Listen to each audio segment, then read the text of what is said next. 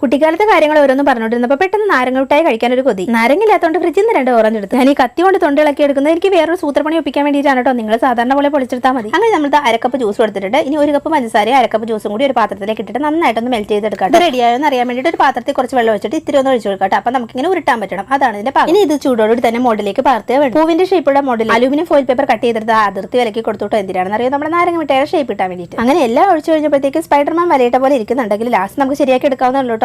2-3 മോഡലിൽ ഞാൻ lollipop stick കൂടി വെച്ച് കൊടുത്തിട്ട് എന്റെ കുഞ്ഞു മോന് കഴിക്കാൻ വേണ്ടി ഒരു അരമണിക്കൂറിനുള്ളിൽ തന്നെ നമ്മുടെ സാധനം സെറ്റ് ആയിട്ട് ഇവിടെ വന്നിട്ടുണ്ട്. ഇനി നമുക്ക് ഓരോന്നായിട്ട് ഡിമോൾഡ് ചെയ്തെടുക്കാം കേട്ടോ. ആദ്യം തന്നെ നമ്മുടെ നാരങ്ങ മിഠായി ആയിട്ട് എടുത്ത് നോക്കുന്നത് ഏകദേശം ആ ഷേപ്പൊക്കെ വന്നിട്ടുണ്ട് കേട്ടോ. ഇനി ബാക്കി ഓരോന്നായിട്ട് നമുക്ക് എടുക്കാം. പക്ഷെ എനിക്ക് ഏറ്റവും ക്യൂട്ടായിട്ട് തോന്നിയിട്ടുള്ളത് ഇതിലൊരു ഹാർട്ട് ഷേപ്പ് ഉണ്ട് കേട്ടോ. അതെനിക്ക് ഭയങ്കര ഇഷ്ടമായിട്ട് തോന്നില്ല. നിങ്ങൾക്ക് ഏത് ഷേപ്പാണ് ഇഷ്ടം എന്ന് കമന്റ് ചെയ്യണേ. ഇനിയിപ്പോൾ മോൾഡില്ലാത്തവരാണെങ്കിൽ സ്റ്റീൽ പാത്രത്തിലേക്ക് ഒരു സ്പൂൺ കൊണ്ട് കുറച്ച് ഒഴിച്ചിട്ട് തണുക്കുമ്പോൾ എടുത്താൽ മതി കേട്ടോ. ഇച്ചിരി പഞ്ചസാര പൊടിച്ചിട്ട് നാരങ്ങ മിഠായി പോലെ തോന്നാൻ വേണ്ടിയിട്ട് അത് മാത്രം ഒന്ന് കോട്ട് ചെയ്തെടുക്കുന്നത്. നാരങ്ങ മിഠായി കഴിച്ചു നോക്കിയിട്ടുള്ളവരും വീഡിയോ ഇഷ്ടപ്പെട്ടവരും ലൈക്ക് കമന്റ് ചെയ്യാൻ മറക്കല്ലേ. Bye bye.